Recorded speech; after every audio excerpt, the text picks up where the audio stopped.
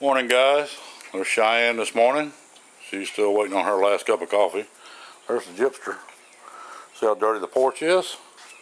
That's from the gypster. That area right there. That darn puppy dug that up 3 times. I finally put black pepper down and put the grass back. And she hasn't dug it up yet. It's been a couple days.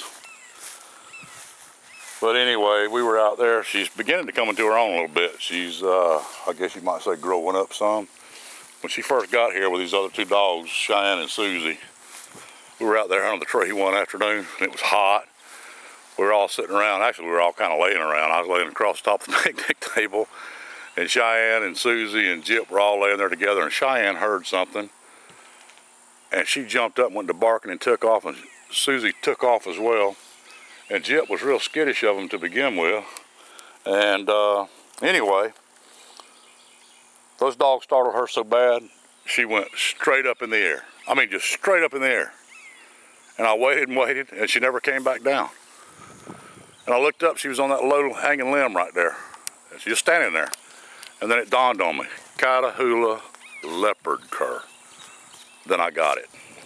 So anyway, but she's growing. And she is, Gyp, look here, there, she's got half a blue eye on her left side. Oh, we haven't been out here in a while, hadn't done much of anything as far as videos, but been busy. I'm not gonna walk out there this morning, but there at the garden out front, we got our tomato stakes drove in. I'm gonna have some overflow here out of the greenhouse. So I'm gonna go ahead and put the overflow out there. And I'm planting everything kind of later than I've ever planted them as far as that kind of stuff. Peas always put in August. Didn't put them in this year. But there's the pond. It's coming up, getting pretty again. And we got a ton of rain supposed to be coming. Supposed to have some periods of heavy rain today. So let's see. Well, you can kind of see it back there. The clouds coming in. It's a cold front, guys. Cold front coming in down here. Anyway, this part of the garden, there's some okra. There's some okra. There's our peppers. You can see the okra coming up down there. That's Clemson spineless, and then this is red burgundy. And these are Texas cowhorn okra. And it's amazing. I was herbiciding out here the other day, killing some grass, and at 56 years old, it was amazing to me, without my glasses, how much cowhorn okra looked like weeds. So, let me see, there's one there. That caught a little drift off the herbicide. So, anyway, Debbie called it hard-headedness. I call it job security. But, everything's looking pretty good from what we have done. Still got a little closure with some of the stuff that I had to do since Debbie passed away. I don't know if you guys knew it. We didn't. The bank had told Mark the other day that there's a girl up there named Monica that just is good as gold to me.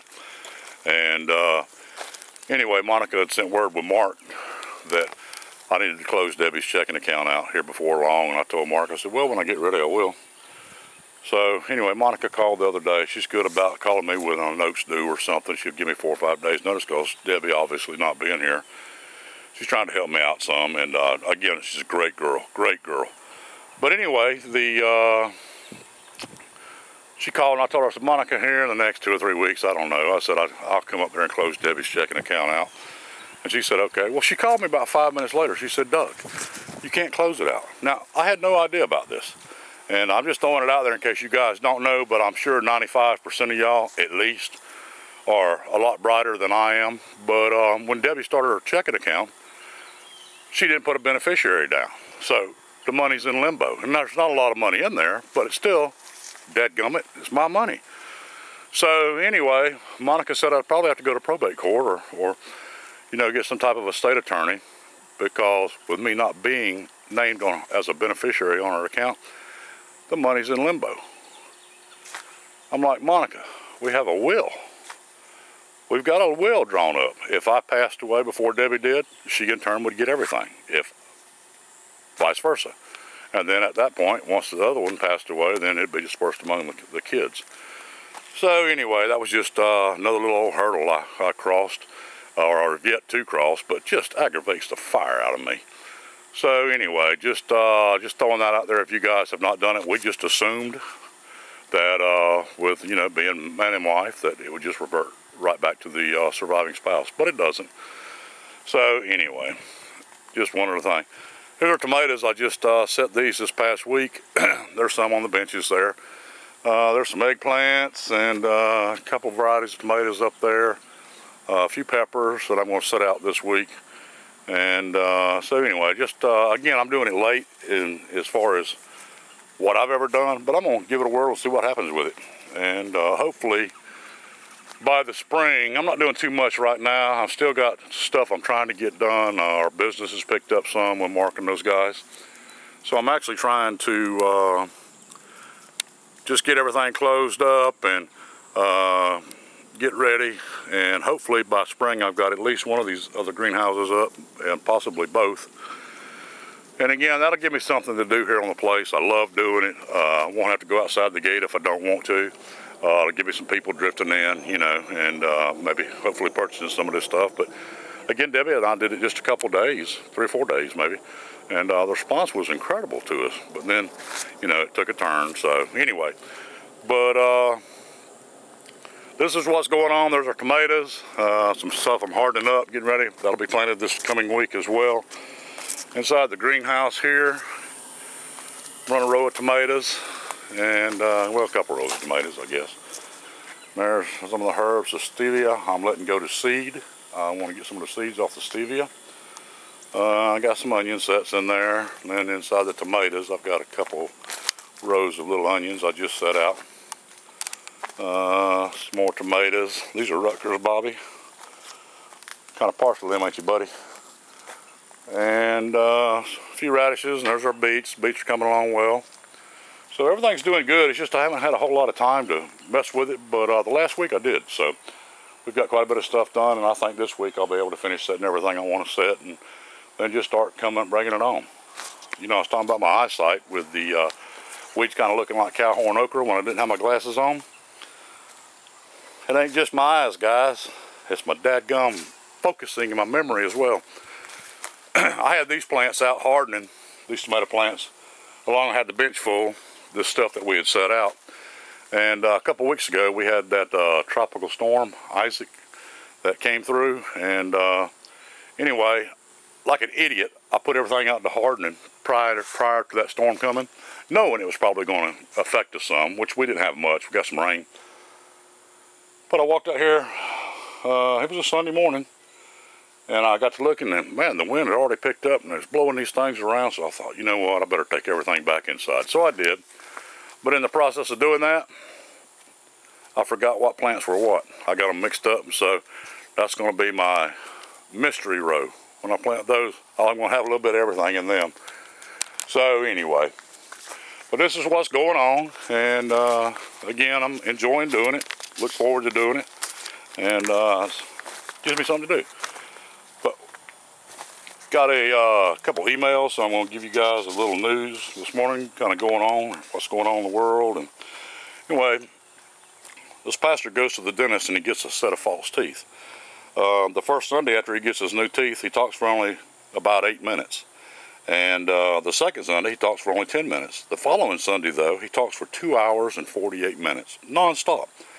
The congregation had to mob him to get him down from the pulpit, and when they did, they asked him what happened.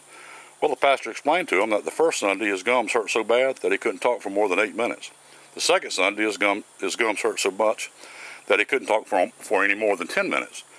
But this past Sunday, the third Sunday, he put his wife's teeth in, but this third Sunday he put his wife's teeth in by mistake and he couldn't shut up. So to all the men out there, I know you guys know where that's coming from.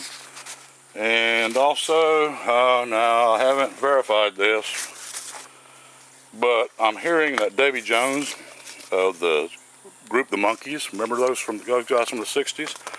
Well, I heard he died recently, and Evidently, I missed it, but the newspaper headlines were reading, "The lead monkey is dead." Well, when Joe Biden read the paper that morning, he ran around the White House yelling, "I'm the president, I'm the president."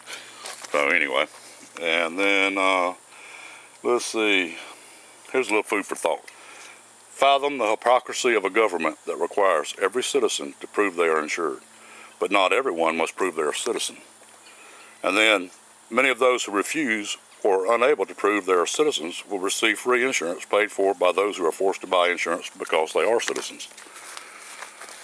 Little twist of that, my own experience. I went, I don't know, 35 days ago to, and I may have said it, but it still ticks me off.